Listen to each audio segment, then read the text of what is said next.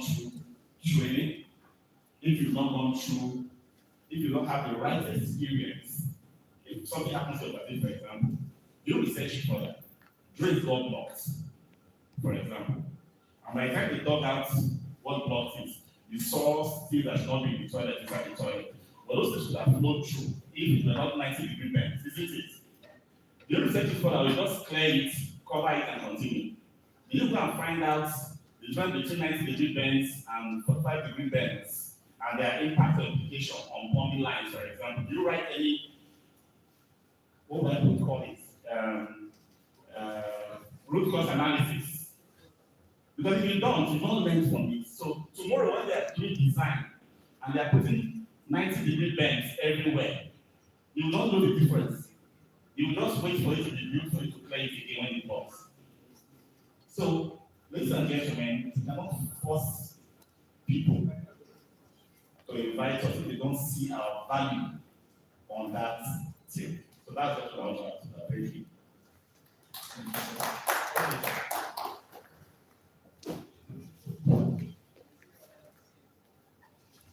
And in addition to that, there's something he said. If you do not initiate a project, you can't monitor it. That's what we call process ownership. I'm not talking about that. Process ownership. If you look, please, read up now. Process ownership. Now, what do we mean? This auditorium was not here at the inception of this university. And suddenly, Madam here suggests to the management that we need an auditorium for this and that and that and that purposes. And okay, now the management now asked her, what for? She made the need statement. Now, what will it cost? She made the financial statement. What is benefit? She now gives the benefit statement.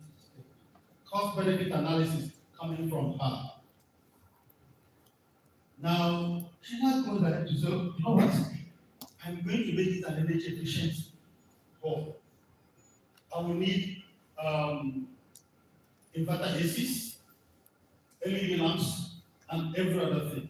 Guess what? The Vice Chancellor will refer to her every time there's anything to be done here.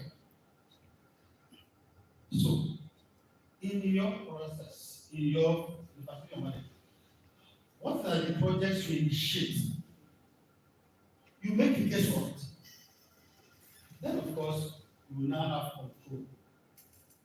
The challenge is not if managers do have this. We want to have control for something we did not initiate. True or false? That's the reality. This organ here has knows what he's doing about this. I don't know about it. And I want to supervise him. I want him to relinquish his authority, his control to me. Very easy, right?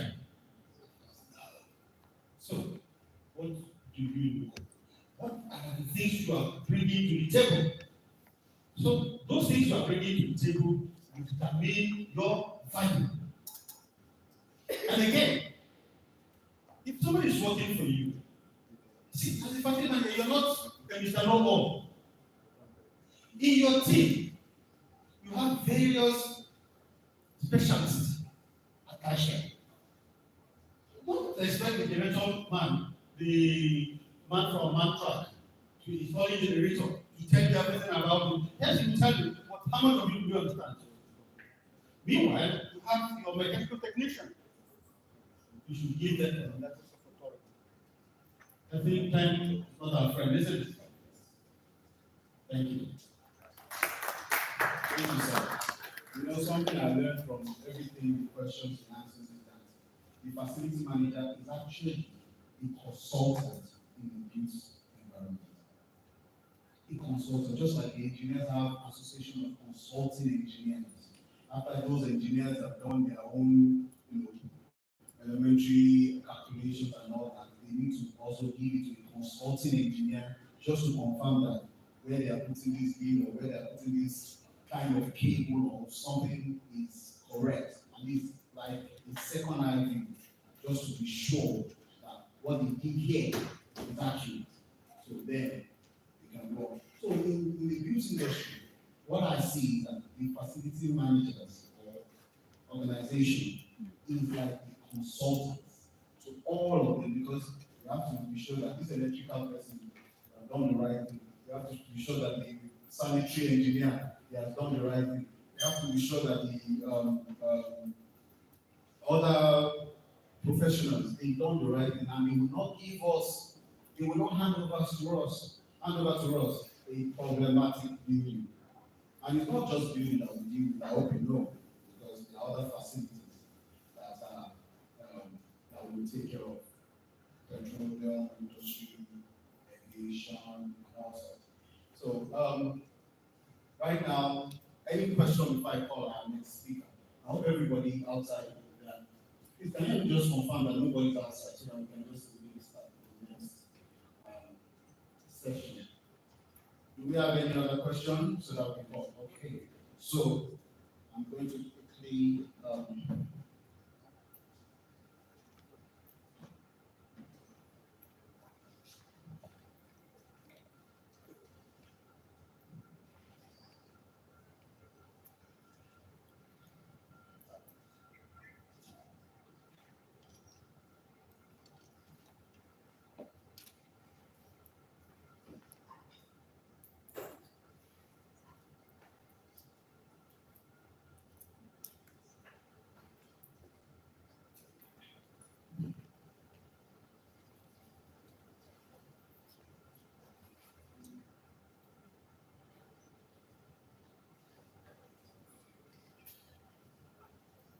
so that is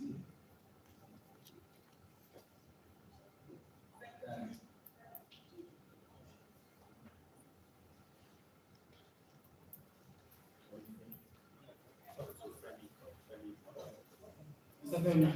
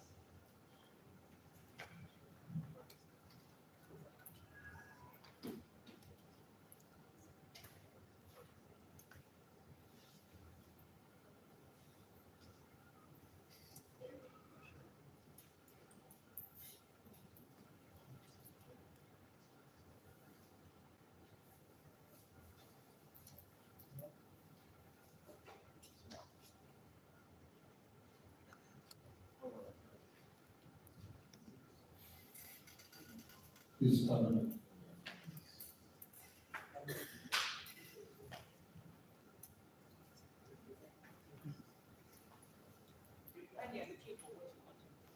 Let me talk to you. Okay? I know you are looking for something. Oh, let me use something. Good afternoon, everyone, once again. I want where he's just trying to. In the meantime, let me engage us. Just on some little issues.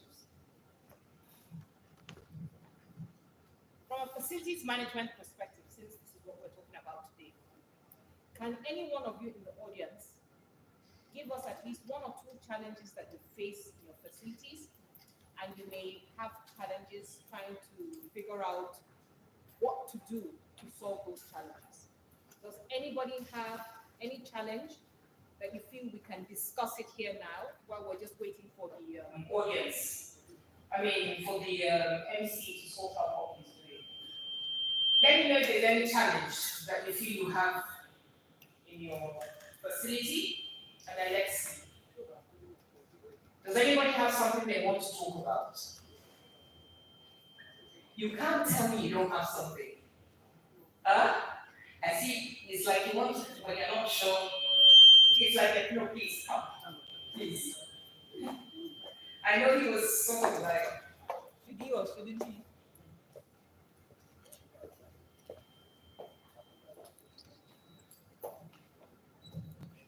Very good afternoon, all. Good afternoon.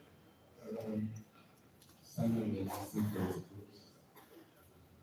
I just talked earlier about budgeting. Budgeting remains a major challenge with facilities management. We asked if everybody has a budget for next year. Did anybody answer? The firm I work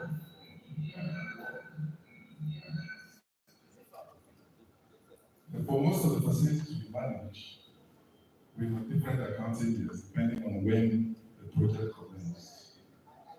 But inflation, the kind of inflation we suffer here makes budgeting very difficult.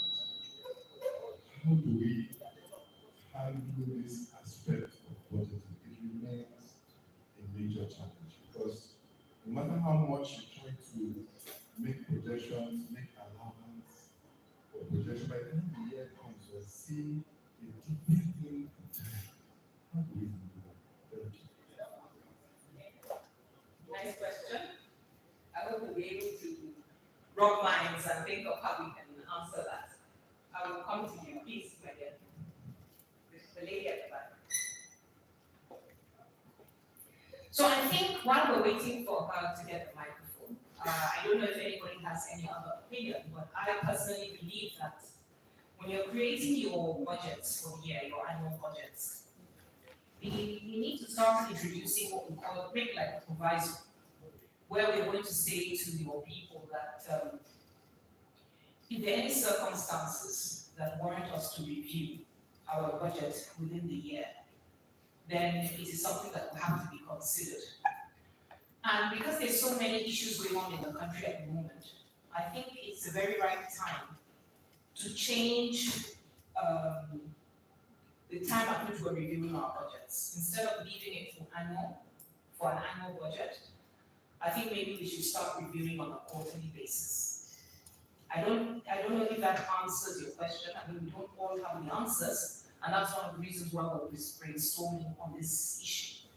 Because today you wake up, the Naira, so let me not use the Naira now. You wake up, they tell you that petrol is 1,100. How do you manage that?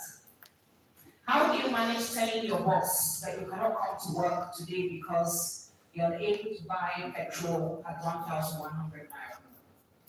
So I think that first and foremost, we should start looking at revising or reviewing, not revising, reviewing our budgets on a quarterly basis. This, I think, will help in matters in budgeting. But what happens when you're already locked into a budget for the year? Unfortunately, there's nothing much you're going to be able to do about it.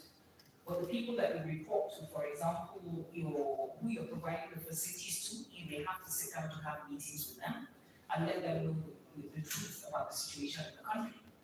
Because if you cannot review your budget to reflect the realities, you're going to run into maintenance problems when you're trying to do your things on ground.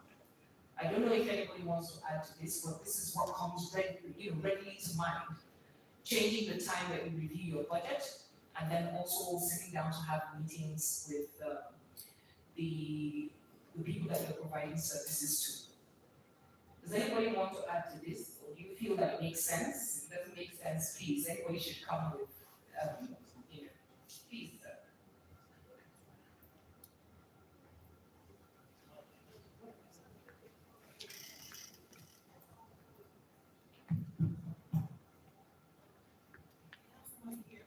Okay. Yeah.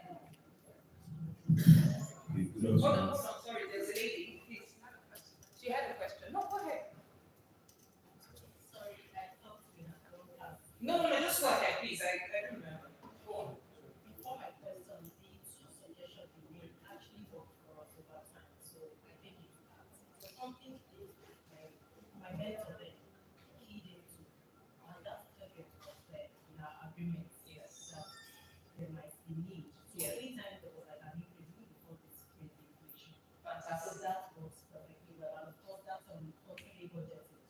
Really not. Even if it's not quarterly, by the time you do your quarterly report, it now helps the house, people you provide service for, and even your management to know which way, which direction to take. So it comes to the question now. I was going to ask this question when the Mensa executive was about.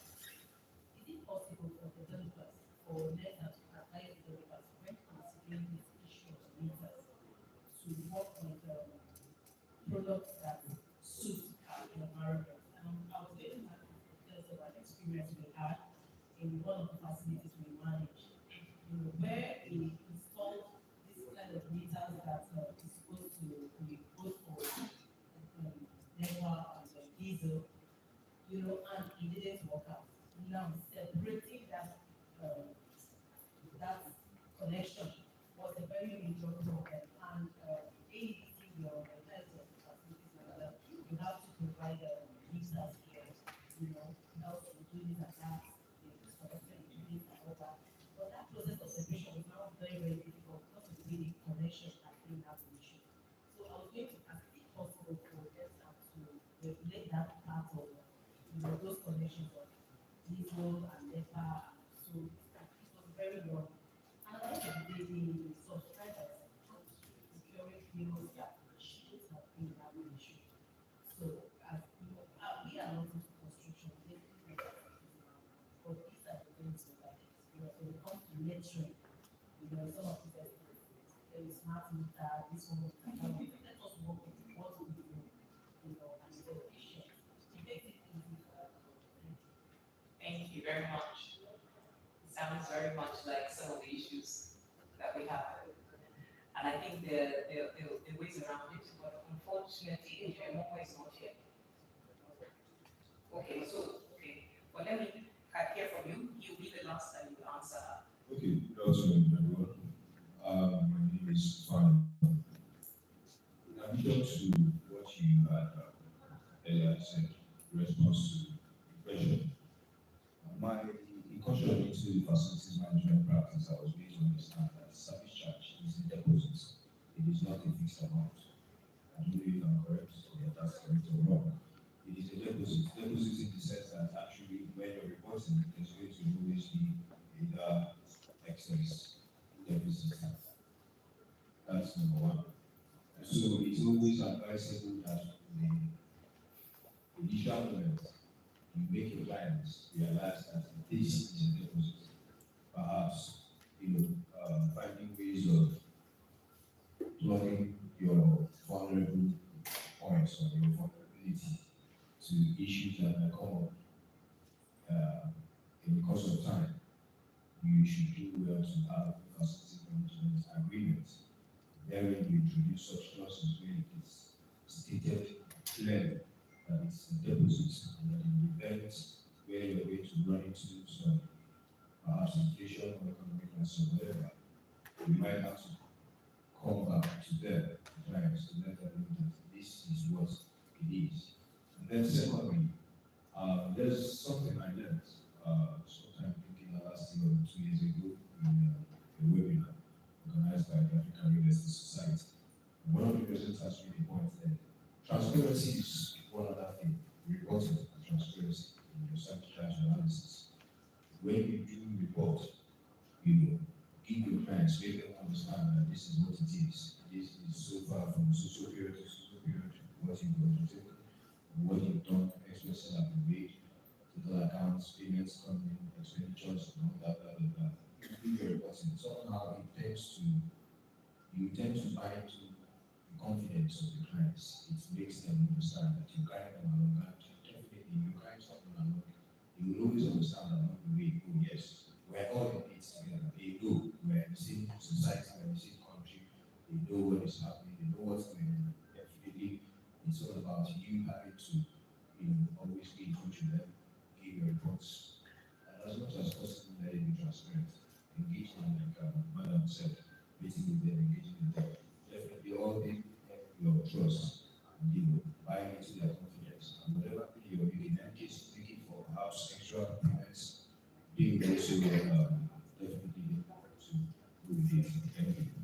Thank you very much. I think you're very on point.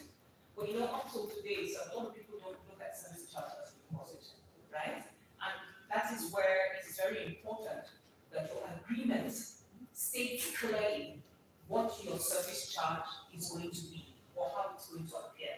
So I just want to hand over to Mr. Paul and then to Engineer Silas, who will respond to the lady on the metering. Thank you very much. Someone has to speak for your customers if you are going to speak as FMPN. Okay, so as FX, we want to impose all we want. Give me 1 million first, I will also need first. When I finish, I'll come and meet you. If you were the person paying that bill, will you be happy to not know what's going to cost you at the end of the day? Like one chance, right? Let's be realistic here. There are two models for service charge. One is service as a facility management as a service. Facility management as a service, you don't come back. There's no management fee. I will bill you what I'm offering you as the cost of delivering your service. It's straightforward, it's transparent. I don't account to you anymore. If I tell you a square meter of landscaping maintenance is going to cost you 150 naira per month, well, we check your total square meters and 250 naira. That is the cost of managing landscaping. If your sweeping is 200 naira per square meter, that is facility management as what? A service. If you want to vary that, we don't call that a budget. We call that cost of what? Service delivery. If I give you that bill and you pay it, it is my business to deal with it for the tenure I have contracted with you. The other one that we do that is very common because service charge, we call it budget, is called an open book management charge system where I take your money as a deposit, I spend prudently, keeping all your receipts because it's not me that's it's not my money I'm spending. I keep all your receipts for you. If I pay salaries, I'll keep evidence of how much I pay. If I pay taxes on your behalf, I'll keep evidence of if I buy chemicals, you will see and you cannot audit me. But when I tell you my fee is either, this one has to be ratio, either a percentage of my spend or an amount that I'm charging for my service. That's all I'm entitled to. Why we don't advocate or push for you to charge a percentage of your spend is that you might end up not being prudent because the more you spend, the more your percentage goes up. That was the property management model that we came to inherit from the essence of yours. If we spend on your behalf, we will charge a percentage on every invoice, right? That's not very good for us because it only helps us to get that as FMs. If I know that my tourist estates, I've already put labor into your direct costs. I've already put everything I'm going to do into your direct costs. And I'll tell you, for me, Paul, I'm working for you in this estate with my overhead team in the head office. You will give us 1.5 million as our own management fee. That is what I will take every month. Everything else I will account to you for it. Now, what we are having as an issue in the industry today, well, let's tell ourselves the truth is, many of us want to operate this second model of deposits, but we don't want to account to the payer or the customers how they are spending their money that they are giving us. So if you finish spending the money, I will just come back and say, it is finished, so you see the real price has gone up. Give us more. Then we say, show us how you spent it. They are in court. More than 50 FM companies are in court because of this problem. Many contracts have been terminated because of this problem. Let's tell ourselves the truth. So decide where you want to stay. If I want to charge 50 million for my service, I will take model 1. and say this is the last price to serve you. If you're happy to pay it, I'm happy to what? Serve you. I will not even be involved in collecting your money. You will collect your money as a resident association and just give me my own share when it's time to deliver service for you. Okay? If you are not comfortable with that because you are afraid things might change and the risk will be too high, right? Go with the second model. But be ready to be accountable and what? Transparent. Okay? So that's just what I want to add to that conversation so that we know there are two ways to charge. One way has two branches. One is straightforward fee for service. The other one is percentage of spend and versus a fixed fee, right, for your management fee. Thank you. You can have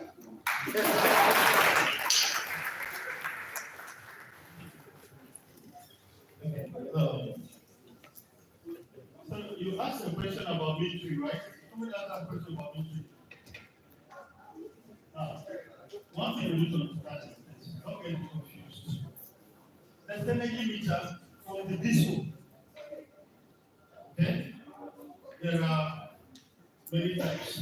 The single phase meter, three phase meter that comes from your low tension, your output. That four wires that run through your street. Okay?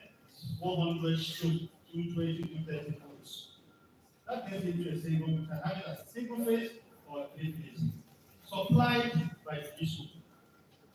Okay? Another set is also the one we call MD meter, maximum demand meter. Okay? Supplied by the issue. Then you also have the skipper meter that takes point reading. Still supplied by the issue. That takes 11 kV or 32 kV as the case will be, depending on the supply you have. Now, I'm sure your concern is the internal meters that we have to monitor or check.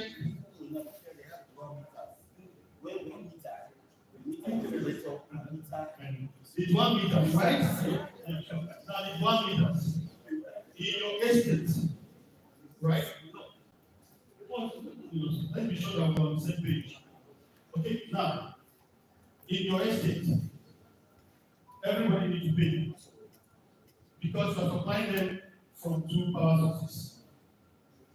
From your generator, okay, or the public supply.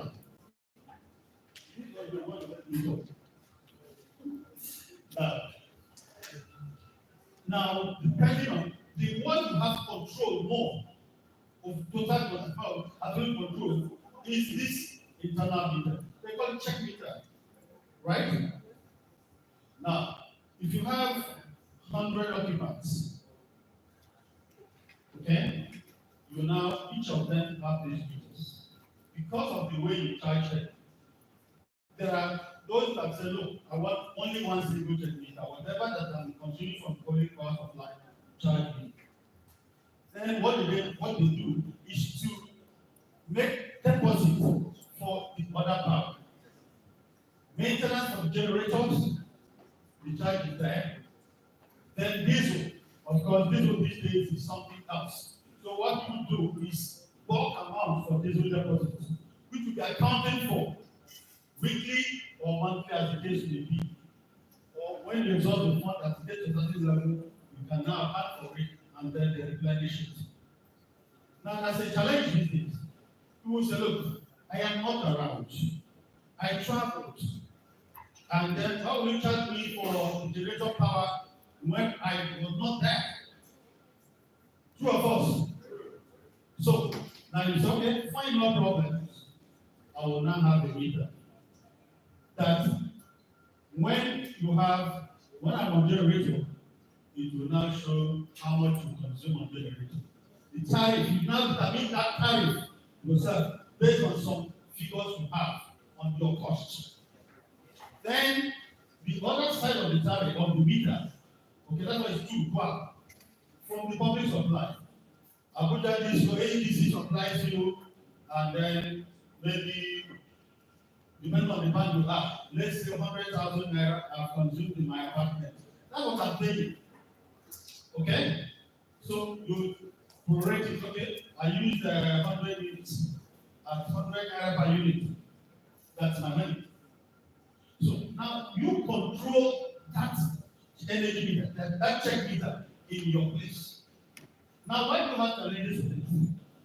Major thing, who actually installed it? Competency comes in. If you use an inferior contractor that is not qualified, of course, you're not going to get a good job. And sometimes we go for the lowest bidder. That's the challenge of going for the lowest bidder. As they say, you pay peanuts, who works for you? Monkeys. That's the truth. So you must get the right vendors, the right and good engineer. You must also have them in your team. No FM team is complete without all these skill sets: mechanical, electrical, plumbing, cleaning, accounting, HR, and all that. So you must have them. Each and every one of them have their own areas of specialization. And then when you do not have adequate in-house specialists, of course, you outsource. Okay? You have third-party contractors who are competent. You pre-qualify them, checking references, checking their certifications, and every other thing. And by so doing, I don't think you get it wrong. I don't know if you have something to say about it. Other than that, thank you. Thank you very much, sir. Okay, so we're going to introduce our next speaker. But just before I do that, I just want to acknowledge the presence of Engineer Oluwaseun Kalabi, a fellow of the Nigerian Society of Engineers. He is the head administration project and reform of Resident Bank West Africa. You're welcome, sir. So we're introducing our next speaker, who will be talking to us on the role of FM in sustainability and community development. And just a brief profile, she is a global leader and sustainable tourism professional with 23 years multi-sector experience in sustainable tourism development, sustainability, public and international affairs, management, administration, and corporate communications. And also, she is the chairman. You know, when the chairman is coming to talk to you, you just have to listen. So she is the chairman of the Association of Tourism Practitioners of Nigeria, ATPN, Ekiti State Chapter, and she is also the chairman of the Presidential Advisory Committee of the National Executive Council of the Association of Facility Management Practitioners, Nigeria, AFMPN. Please let's make welcome Dr. Abigail Additional.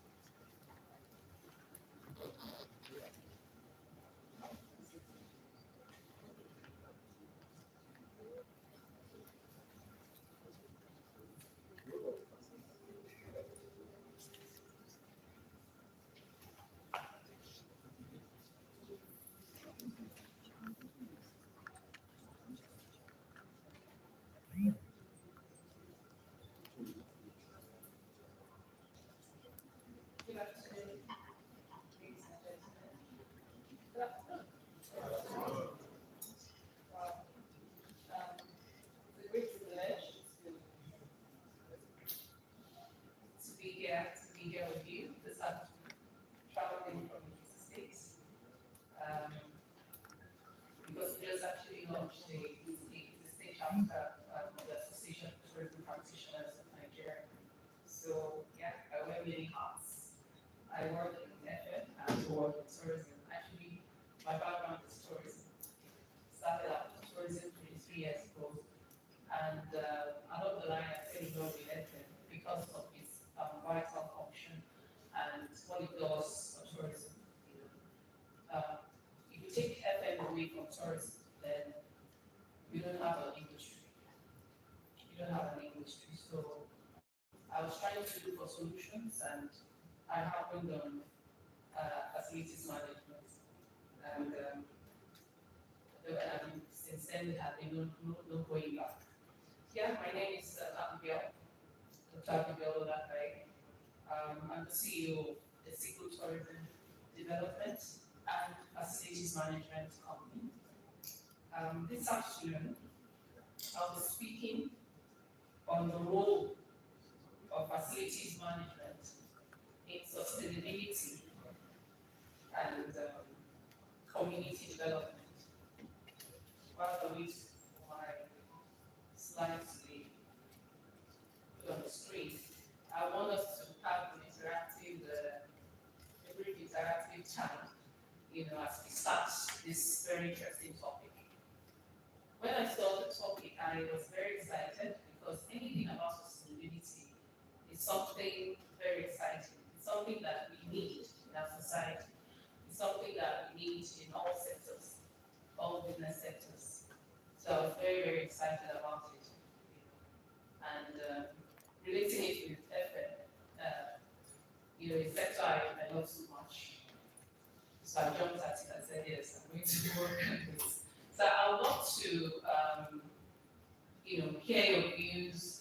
What are your views about FM and facilities management? Let me know when you want to slide this on the screen.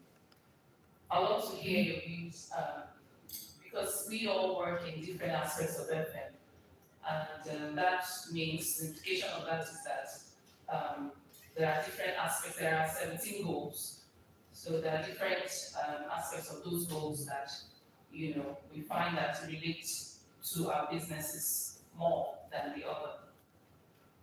Like in tourism, let me talk about my own side. In tourism, there are quite a lot of aspects of the UN SDGs that relate with what we're doing. Talk about sustainable cities, talk about gender equality, talk about women in tourism, gender balance, talk about poverty alleviation, number one goal, and so many others. So I'd love to hear your views. Does anybody want to share with us how the SDGs, how it relates with your function as an FM, as a facility manager? The UN SDG that you find most affiliated with, that you find, you have the closest affiliation with. Is it hunger? Is it poverty? Is it gender balance? Is it climate action? Goal 13. Which one? Does anybody want to?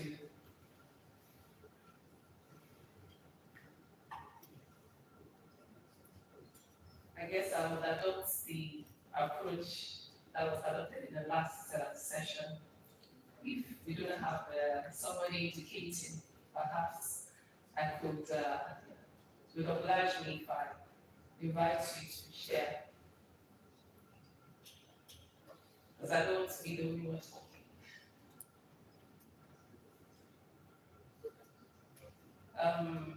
Madam, do you want to share with us? Okay, not yet. Okay. We're talking of the UN SDGs. I believe we, somehow or the other, we must have come across these goals. We call them global goals of the United Nations. To ensure that we live in a thriving planet, to ensure that human rights are secured, to ensure that the environment is not degraded, to ensure that we leave the earth, for future generations in a way that is sustainable. All right, let me start with facilities management. What is facilities management?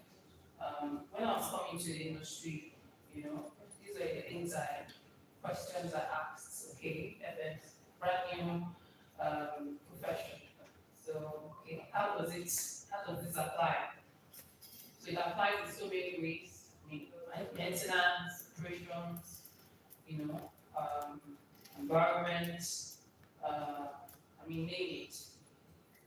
So I found high value in the sector. So I found high value in the sector, and it started to, help in my performance as an FM. I started to pay more attention to some things. I started to, have more consciousness about some things. When you're just a tourism entrepreneur or practitioner, there's some things that you don't, you're not so conscious of. But when you don't have that, complementary skill as an FM, then it broadens your scope. So then we started to work in tourism facilities to speak, and the global ambassador for sustainable facilities, sustainable tourism facilities for the Africa Tourism Board. So we began to approach tourist facilities like hotels, lodges, to look at to assess their performances, to look at their business processes, in terms of impacts. When you talk about impact on the environment, talk about how they carry out operations. So that helps us to look at it holistically and help us to provide solutions to them. And when I say us, I mean my company, myself and my team at the time. Thank you. So, like I said, we're talking about the role of facilities management in sustainability and community development. It's arguable that does FM have any role to play in sustainability or in community development? It's arguable because we could say that, well, how? So there's so many ways that FM plays a core function and a core role in sustainability.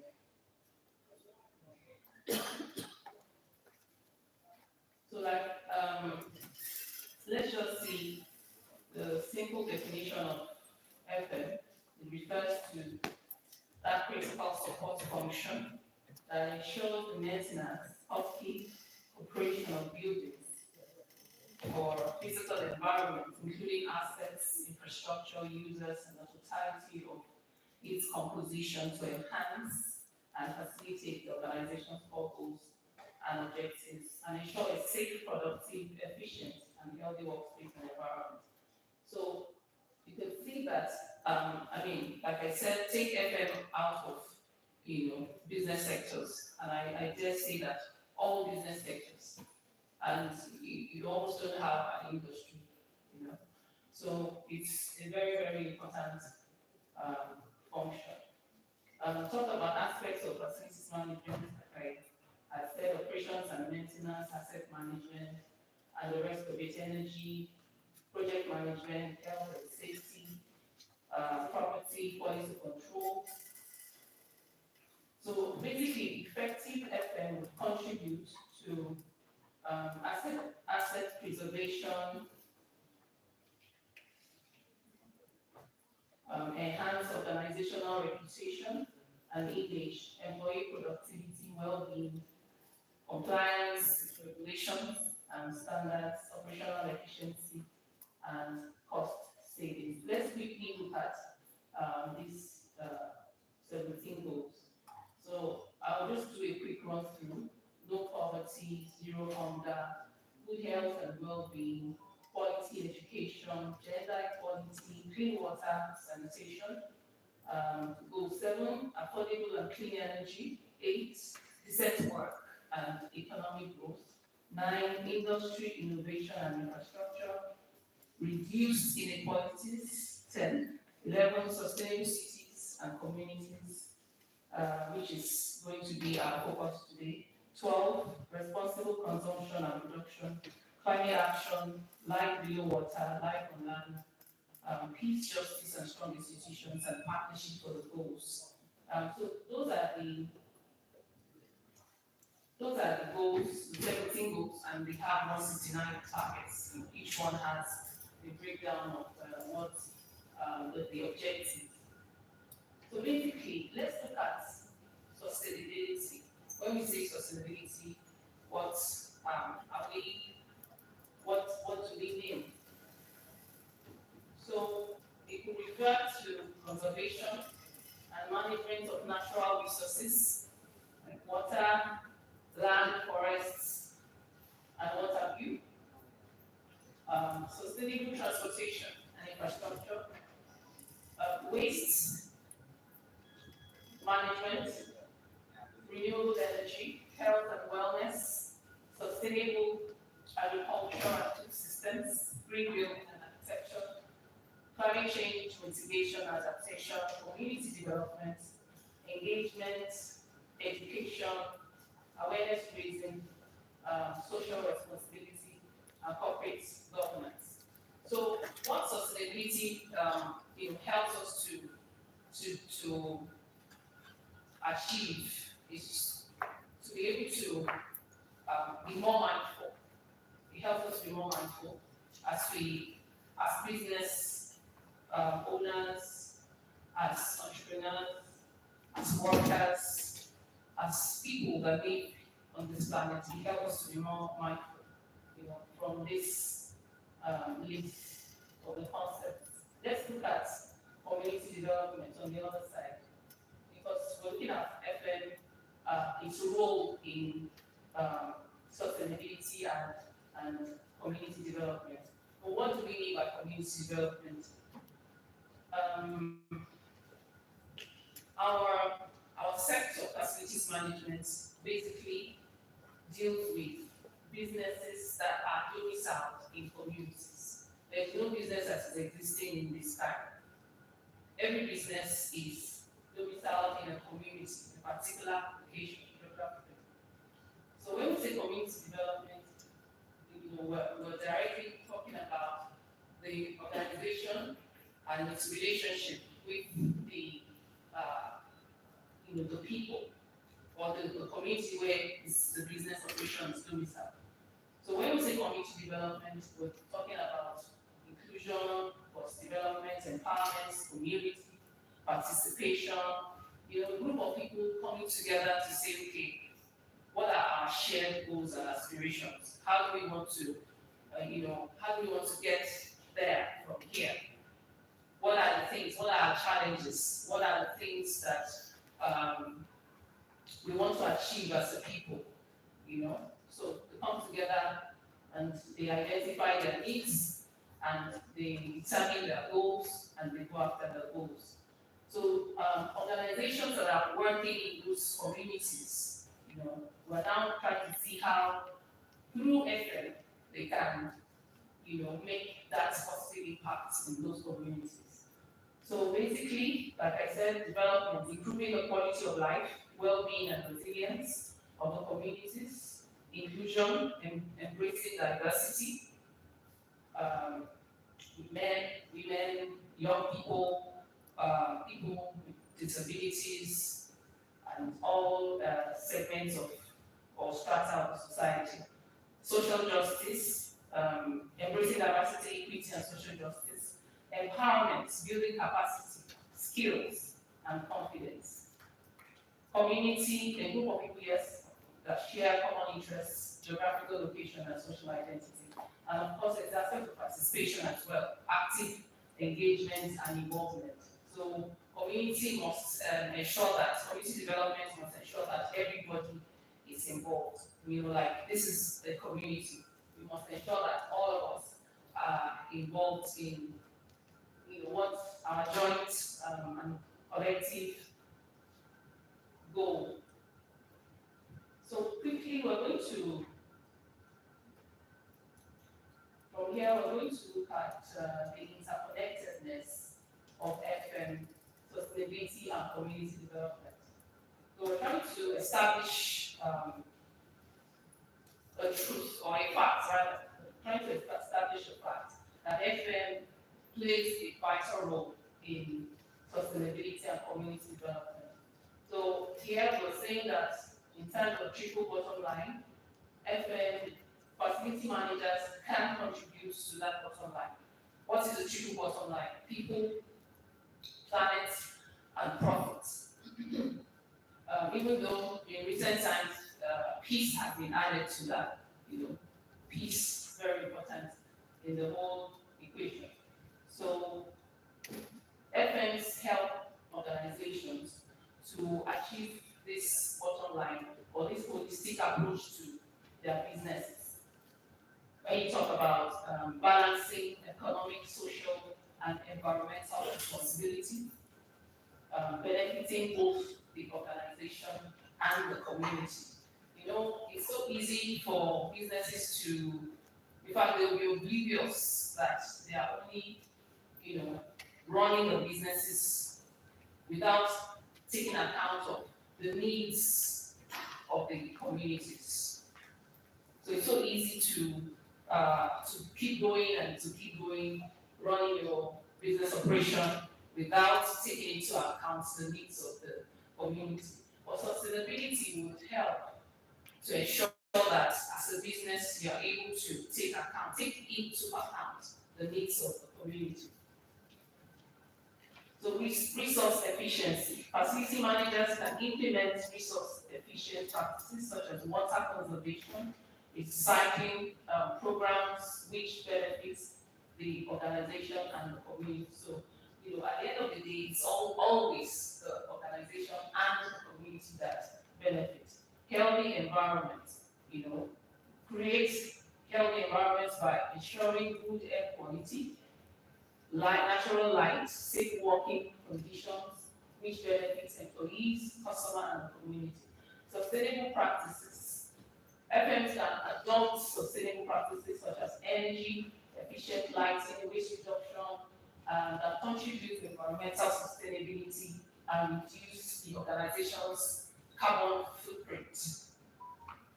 Community engagement, green spaces, environmental stewardship, community access, local economic development, social responsibility.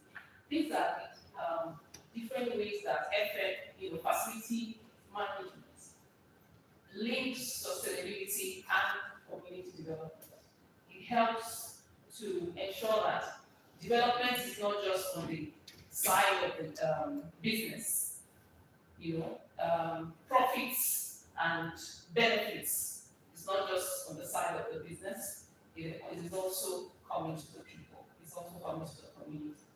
So these are the ways that FM helps in that.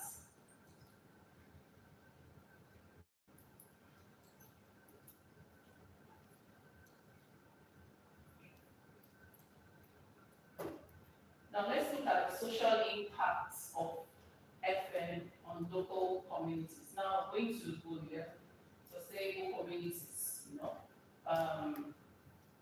Organizations that recognize the significant impact of FM on local communities find that they are able to contribute to building stronger, more resilient, and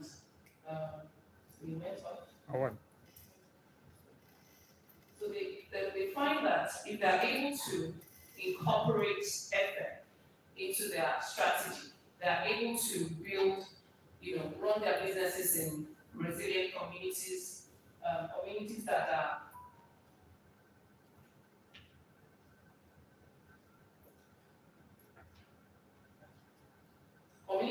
are responsive to the business, and communities that ensure that it's like a corporation, so there's peace. So when the organization is just running its business goals without partnership, let's put it that way, with the community, they stand the risk of generating conflict in that community that they are domiciled. Okay, keeps going up. Really, it's refused. So we have seen that FM is the vital function in terms of the connectivity or linkage with sustainability and community development. And I mean, it's the role of the facilities management sector to continue to make this important, to continue to talk about and make this important, as clear and as emphatic as it can be to businesses. Thank you. Thank you. Okay. So yes, how do we view facilities management in sustainability and community development, practically now? It encourages sustainable transportation and anything sustainable, anything that will ensure that the community is thriving, the people are healthy, the people are benefiting. Just know that it's sustainability. I know that FM is very important in the whole scheme of things. So here we have it encourages sustainable transportation. We can achieve that through FM. Support economic growth, and promote sustainable procurement.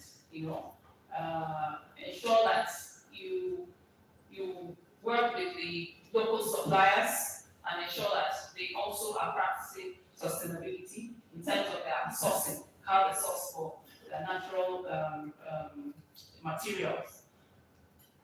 Reduce environmental impact, promotes social responsibility, provides sustainable spaces like creating facilities that support sustainable practices and provide a healthy environment for occupants.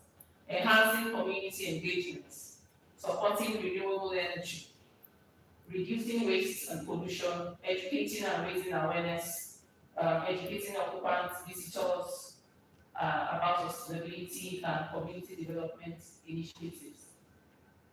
So these are the ways that facilities management, is the role is very, very crucial in terms of business and community. So you can imagine if you remove the function, the FM function, just leave the community and leave the business, and just imagine the chaos and the conflicts that would generate. So I want to, before I have just 5 minutes more, before I conclude, I want to talk about a company in Nigeria that I know that they do joke with sustainability, and that is Unilever. Okay, thank you. That is Unilever. Let me see what this takes. Okay, I have case studies. Let me quickly run through this. So case studies of FM's role in sustainability and community development. FM can help to, implement initiatives like community arts program, community garden projects, disaster resilience initiatives, energy efficient retrofits, waste reduction and recycling programs, solar powered community centers. These are different initiatives that FM can help the organization to implement in communities. So let's look at, next slide to take us to Unilever as a particular case study, how they are implementing, especially waste reduction. They have a waste reduction initiative.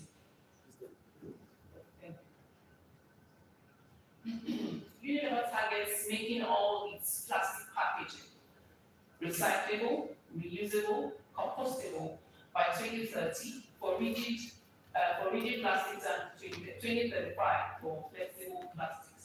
They have made a lot of progress reducing their virgin plastic footprint by 18% and increasing the use of recycled plastic to 22% of their global portfolio.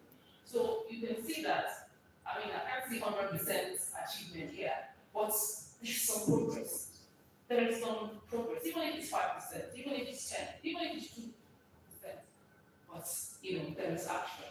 So that is what we are trying to say, that everybody should take action. Let's just take a step, and that's all it requires. So Unilever Waste Reduction Initiative, implications and benefits to the community, social, job creation, recycling and waste management creates employment opportunities that see the benefit coming to the community. Remember I said that communities also have to benefit, not just the business. So improved public health, reduced waste and pollution, lead to cleaner living environments, community engagement. Unilever partners with local organizations to promote waste reduction and recycling. Now let's look at the environmental aspects of these benefits. Conservation of natural resources. When waste is reduced, it reduces the need for virgin materials.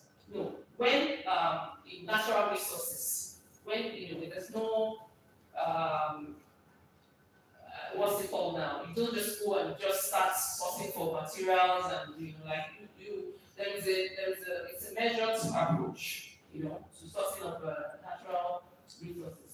So when that is reduced, right, the need for when the need for virgin materials is reduced, you help to conserve natural resources.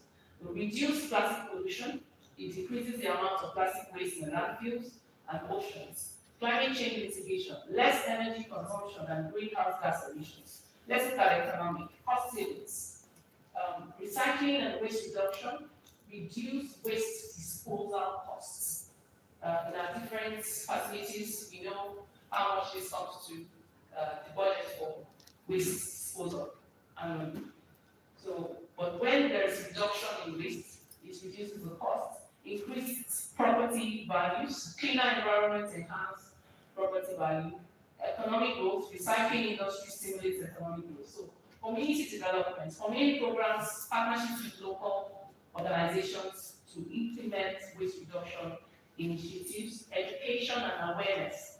So Unilever educates consumers, employees and stakeholders on sustainable practices. They are deliberate, so that's another thing, the deliberate action, in ensuring that their employers, the community, and all stakeholders, even their consumers too, they don't just sell the products to them, they educate them, about sustainability and sustainable practices. And of course, their products, how to dispose, how to recycle them, and all that. Infrastructure development supports development of waste management infrastructure. So let's see the role of Unilever's facilities management department. Community engagement. FM collaborates with local communities to promote waste reduction and recycling practices, often through outreach programs and educational initiatives. Waste management infrastructure. FM ensures proper waste management infrastructure is in place at Unilever sites, including recycling facilities, composting and waste collection systems. Waste reduction strategies. They develop and implement waste reduction strategies such as reducing paper usage, implementing recycling programs, minimizing food waste. Employee engagement. FM engages employees in waste reduction efforts, promoting a culture of sustainability even within the organization. Partnership development. The facilities management department fosters partnerships with local waste management organizations, NGOs, and community groups to support waste reduction initiatives. So let's look at the benefits of FM. Operational efficiency, obviously.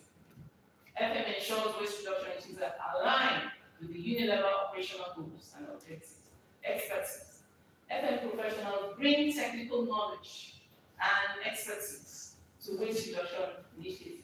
Stakeholder engagement. FM fosters relationships with stakeholders and promotes collaborative waste reduction efforts and resource allocation. FM departments can allocate resources, personnel, equipment to support community outreaches. So summary and conclusion. In conclusion, facilities management is a vital function in driving sustainability and community development, and by prioritizing environmental stewardship, social responsibility, and economic viability, facilities managers can create a positive impact in the communities that they serve. Now, through effective FM, we can reduce our environmental footprint, we can promote social cohesion and inclusivity, we can support local economic growth, we can enhance the quality of life of individuals and communities. Let us embrace the critical role of FM in shaping a sustainable future. And calling all of us to action at this conference. Let us embrace sustainability, make a commitment to prioritize sustainability in your FM practices. Get involved, participate in community development initiatives, collaborate with stakeholders to drive positive change, share your story, showcase your FM successes and challenges to inspire others and promote best practices. Stay informed, continuously update your knowledge and skills to address the evolving sustainability and community development landscape. Take action today. Start implementing one sustainability or community development initiative in your facility or organization today. Together we can create a more sustainable and resilient future. Thank you.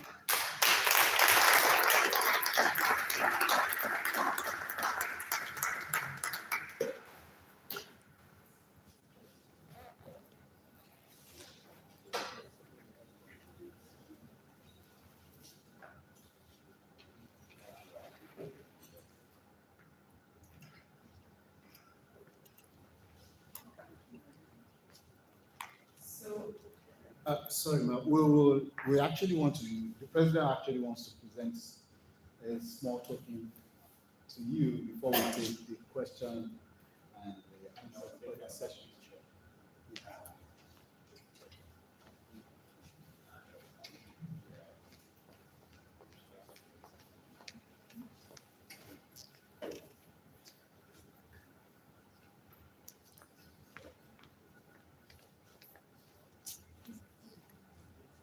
No, that will not come.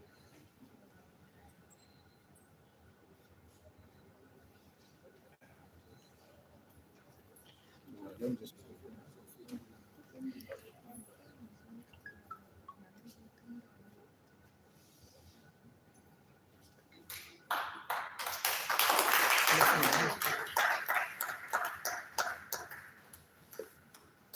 So let's take a group picture at the all the speakers are here, sponsors, chairman, please come over. And let's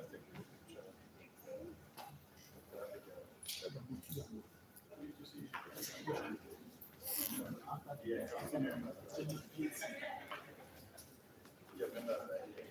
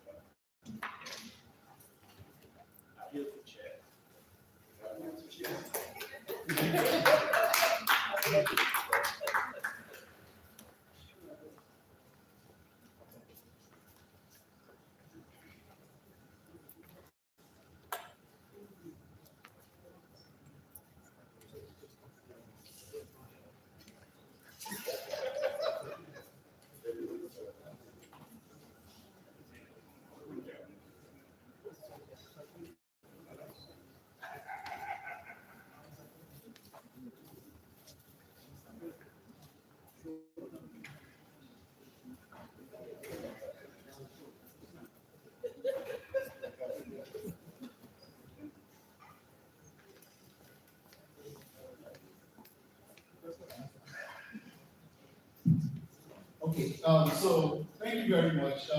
Please, do you have any questions before Dr. B? Any question for her, comments, special appreciation, maybe she just clear, maybe you understand better what you've been advocating for, you know, any question? It doesn't even look like that question, so let me just, you have a question, sir? Oh, okay,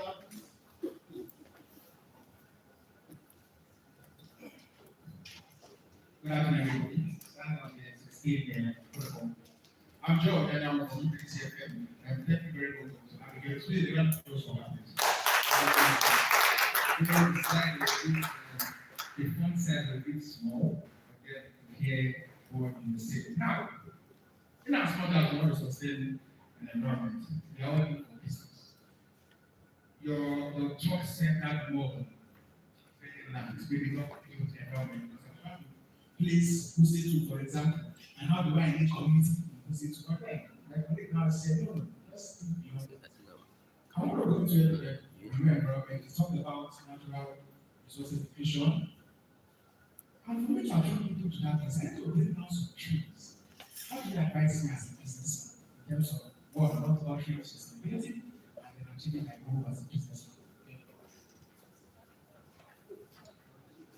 can we take questions and then you just wrap up?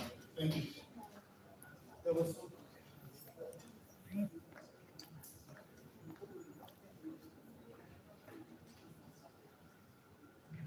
Good afternoon, sir. I would like to ask, adding to where I'm from, the region I'm from, we have so much communication, very, very high. And I want to do business. The facility manager and the community persons want to go out of place to downplay the policies we have, in regards to they want to take charge of all cleaning services. They want to take charge of all contracts. Greens, waste management, they want to do all. How do you manage such kind of situation? And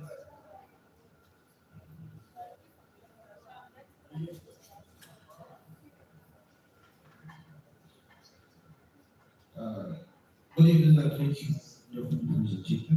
My name is Robert Kissin.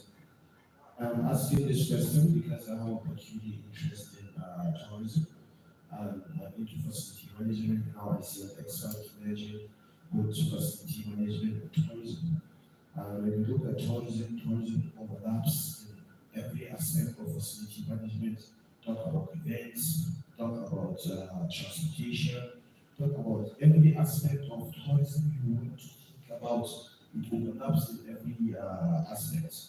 Now, in the areas of, I was looking at transportation as key sector, reason that I was interested in. But facility management tends to pose a kind of a challenge to the smooth flow of transportation tourism. So now, as someone who had already matched these two, it seems like you took the initiative of solving the problem yourself. So, what is the biggest challenge that poor facility management points to tourism see? And what is the most efficient measures you take in solving this challenge?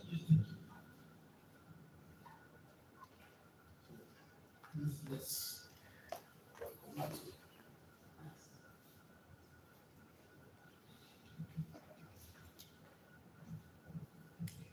Thank you very much. To start with, my brother, your question was that you are a businessman where you say to want to bring down some trees to attract business to that location with your office or your office there. So what we're trying, and that's what we're trying to say, that we must now look at we must now consider our business factoring in the environment as a phenomenon, as a concept. We must not just say that, okay, I'm out to make money alone. Yes, we are one way, right? But there must be a balance between profit and people and the planet. There must be a balance. So you look at, okay, maybe there are 20 trees in that place. Let's now make it practical. You can say that, okay, these trees are in a position such that it's really a challenge, right? So I agree with you, it might be a challenge. But you must now determine that you're bringing down these trees, then you must make it up somewhere else. You must plant. If you're bringing down maybe 5 out of the trees or 10 out of the trees, then you must ensure that maybe you go to the park or another location or somewhere you must make sure that you plant so that as you're taking out something, you're putting back even more. You took out 5 trees or you took out 10 trees, and maybe you put it back 25 or 50 more. So you're actually even doing more benefit. There's more benefit to the environment, and you're achieving your business goals as well. So then to my other brother, I didn't get your question very well.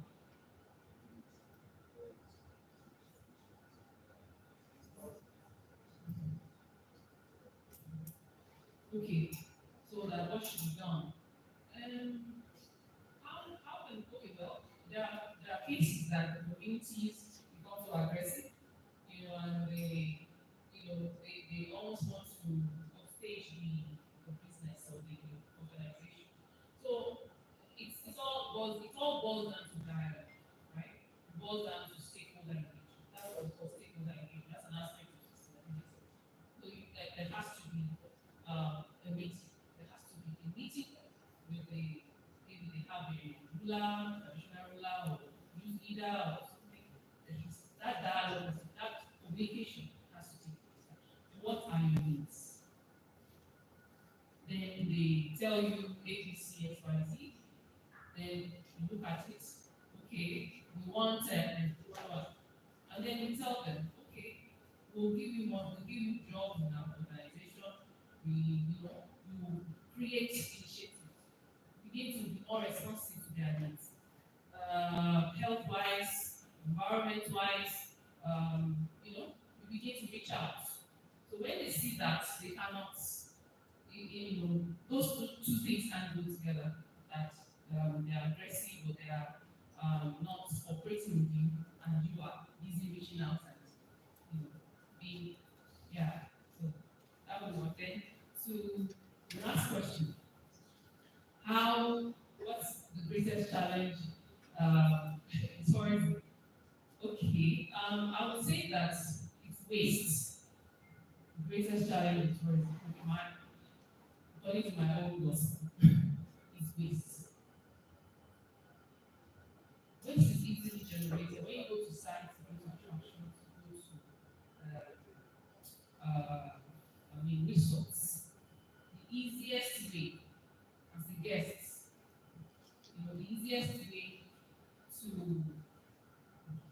degrade the environment is to not have that consciousness that you have that ability to generate a lot of waste. And imagine having so many visitors visiting that destination.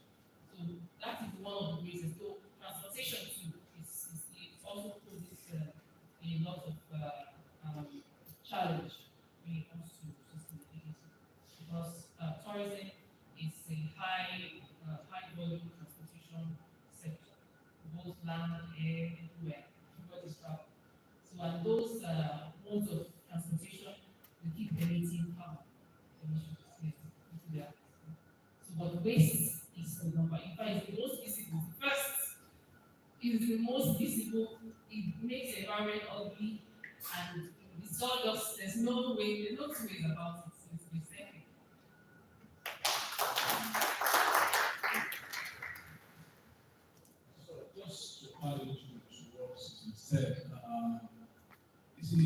benchmarking with best work practices.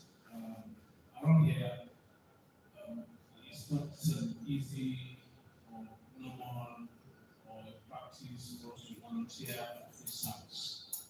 That's not the way it's actually one hour into. I mean, we believe that we must pay for it. But we have friends or family members who are abroad, Europe, in America. We are, I mean, let's your CV. One of the things right there is the areas where you are volunteer.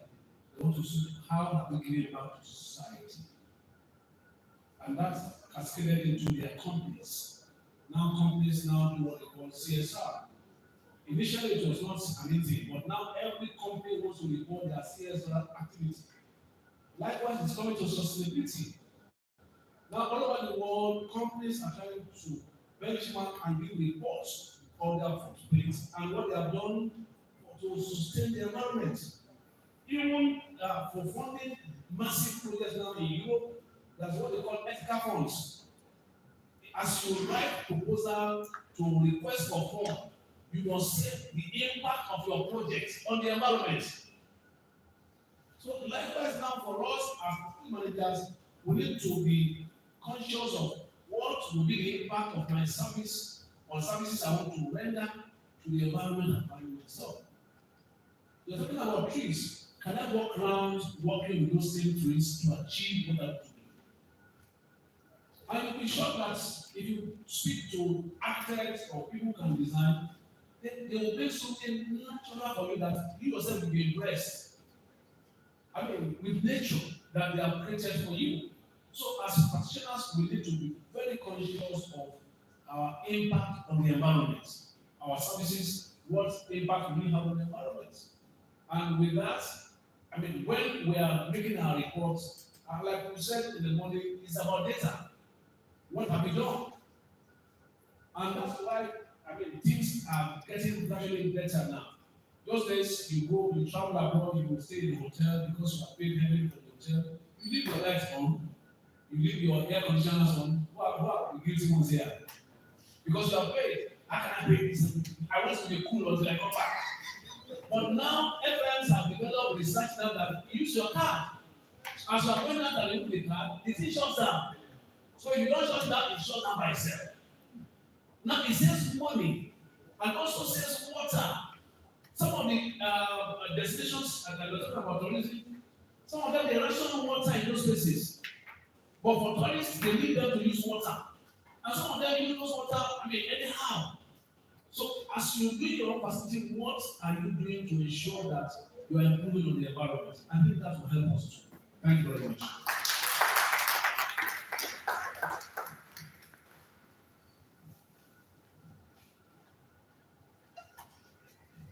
Okay, I just want to speak on two things. First, by the way, thank you for that presentation. She spoke about sometimes when you take from the environment, you have to keep back. That's about carbon offsets. Once I taking something, you're going to ground from fossil fuels, you need to plant more trees to offset what you are pushing out into the environment, so that can have a balance. And what we FMs need to understand is that, according to research, the reduced environment generates about, consumes about 40% fossil fuel globally. And the amount of carbon we generate also is creating a lot of climate issues for us. So we have to be responsible. Don't let us be those kind of FMs that will not be too diligent. We don't look at the building like this. Rule of thumb. This building will require 1,000 kVA generator. This building will require 200 kVA generator. Without going through the first principle of measurement, carry out basic measurement. Because in buildings, we generate a lot of waste. We don't even have the numbers. We don't even know the amount of waste that we generate. Ours is the basic thing. There is light, there is water, good security, everywhere is neat. FM has moved beyond that point. We have to be responsible consciously. It has to be a conscious thing for us to be responsible. So we can't have all the so-called knowledge in our head and we don't apply them. So I'm challenging us as FMs that we need to move from that level of basic FM to practicing sustainability in everything that we do. It is very, very critical.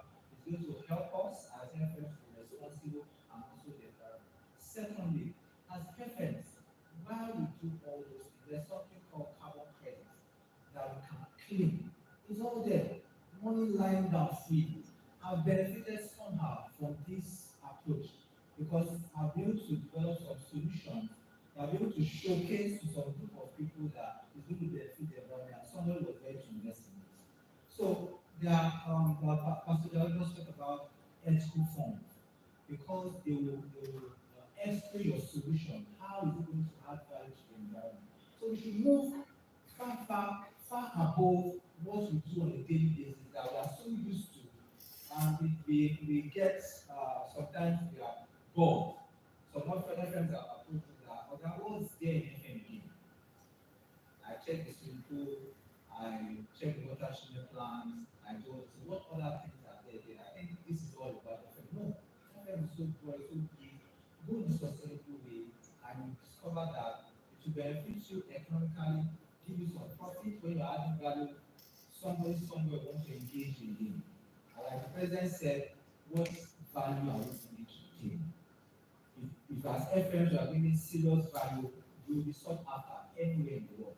So let's take advantage of these opportunities globally, not just what we do here in Abuja, in Lagos, wherever. Globally, there are huge opportunities for us when we balance the ecosystem. And don't let us forget our basic sciences. The trees are there. They need what we give out for their process, photosynthesis. They need it. And they're also there to give us what? Fresh oxygen. So we need the God has made it so much that everything around us is just there for us. But we need to have that knowledge, engage ourselves, and start applying those things so that we can have a balanced ecosystem. Thank you.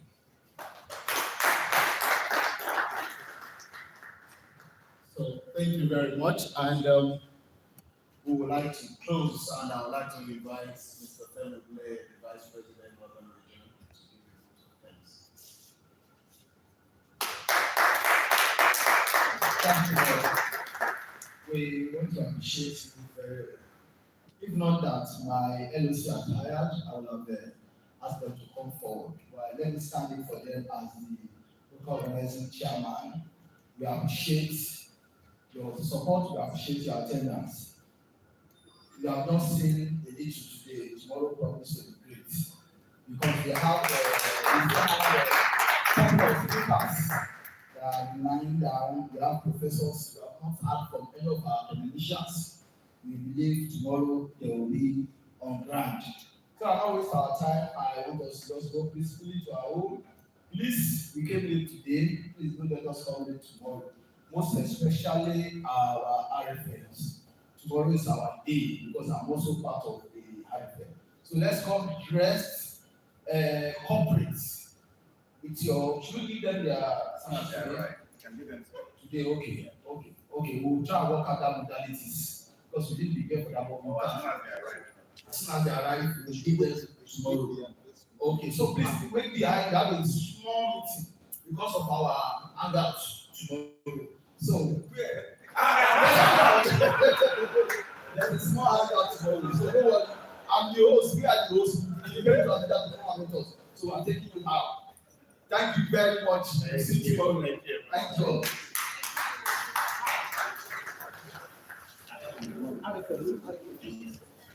Please don't forget. Okay, please, those inductees, please kindly wait just briefly. A few minutes. Please, a few minutes. We won't take much of the time. Just please will quickly have a great meeting. Discuss something pertinent.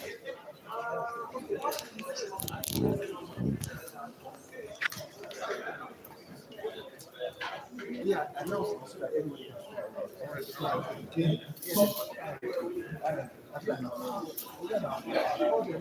Sorry, please, can we just on the RFM inductees, please? Can we just put this seat as well? Quickly have our meeting. The inductees.